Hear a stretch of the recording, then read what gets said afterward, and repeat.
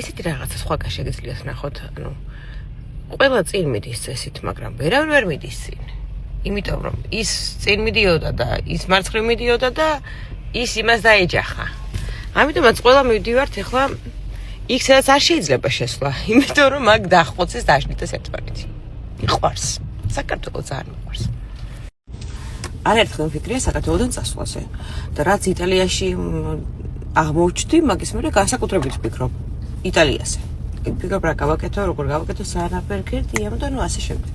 მაგრამ აი როგორ შეიძლება რომ სხვა რომელიმე ქვეყანაში მივიღო იმხელა ადრენალინი, იმხელა დრაივი, როგორცაც დილის 9 საათიდან ვიღებ საქართველოში. აი მაგალითად. მოხვედი, ბავშვი შეიყვანე ბაღში, გამოხვედი, მანქანა აღარ არის.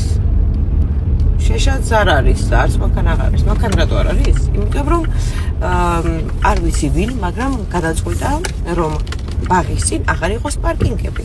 და იყოს მანქანის დასატენი ადგილი. ნახეთ რა ლოგიკური გადაწყვეტილება და საინტერესო. ვაკეში სკოლების წინაც აღარ არის პარკინგი და არც უნივერსიტეტების, არც ინსტიტუტების, არც ბაღების. რაღაცა ჩინიჭით მე მგონი. აი მურვაყრუს რომ არა უოხრებია საქართველო, ისე აუხრეს ვაკე. რატო? აი რა შეასაქმე რა სერჩით. ანუ სადმე პარკინგის ადგილს რომ აუქმებ, ხუშიბო სადმე ალტერნატიული პარკინგი